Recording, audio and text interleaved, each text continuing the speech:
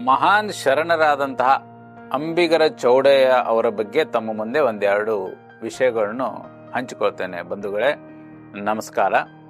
12ನೇ ಶತಮಾನದಲ್ಲಿ ವಿಶ್ವಗುರು ಬಸವಣ್ಣನವರ ಸಮಕಾಲೀನರಾದಂತಹ ನಿಜ ಶರಣ ಶ್ರೀ ಅಂಬಿಗರ ಚೌಡಯ್ಯನವರು ಆ ಕಾಲದ ಅಸಂಖ್ಯಾತ ಶರಣ ಸಂಕುಲದಲ್ಲಿ ಒಂದು ವಿಭಿನ್ನ ವ್ಯಕ್ತಿತ್ವವನ್ನು ಹೊಂದಿರುವಂತಹ ವೀರ ಗಣಾಚಾರಿ, ತತ್ವನಿಷ್ಠ ಶ್ರೇಷ್ಠ ತತ್ವಜ್ಞಾನಿ, ವಚನಕಾರರು, ಕ್ರಾಂತಿಯ ಕೆಂಡದುಂಡೆಯಾಗಿ ಹೊರಹೊಮ್ಮಿದ್ದಂತಹ ಒಂದು ವಿಶೇಷ ಶರಣರು ಅಂದರೆ ಶ್ರೀ ಅಂಬಿಗರ ಚೌಡಯ್ಯನವರು.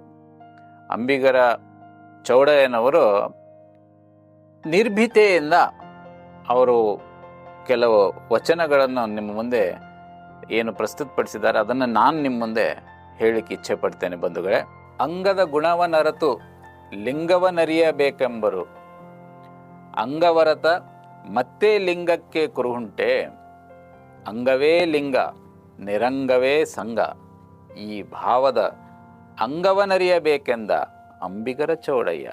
ಅಂದರೆ ಈ ವಚನದ ಅರ್ಥ ಏನಂತಂದರೆ, ಒಂದೇ ಸಾಲಿನಲ್ಲಿ ಹೇಳಬೇಕು ಅಂತಂದರೆ, ಶುದ್ಧ ಗುಣಗಳಿಂದ ಈ ಕೂಡಿದ ಈ ನಮ್ಮ ದೇಹವೇ ಲಿಂಗ, ಹೊರಗಡೆ ಲಿಂಗದ ಅವಶ್ಯಕತೆ ಇಲ್ಲ. ನಿಮ್ಮಲ್ಲಿ ಒಂದು ಶುದ್ಧತೆ ಇದ್ದರೆ ಆ ಶುದ್ಧತೆ ಇದ್ದಂತಹ ದೇಹವೇ ಲಿಂಗ ಅನ್ನುವಂತಹ ವಿಶಿಷ್ಟ ಸಂದೇಶವನ್ನು ಕೊಟ್ಟಂತಹ ಮಹಾನ್ ಶರಣರು ಅಂಬಿಗರ ಚೌಡಯ್ಯ. ನಾಳೆ ಮತ್ತೆ ಅವರ ಜೀವನದ ಬಗ್ಗೆ ಇನ್ನೊಂದು ವಿಷಯದೊಂದಿಗೆ ತಮ್ಮ ಮುಂದೆ ಬರ್ತೇನೆ. ಅಲ್ಲಿಯವರೆಗೆ ನಮಸ್ಕಾರ.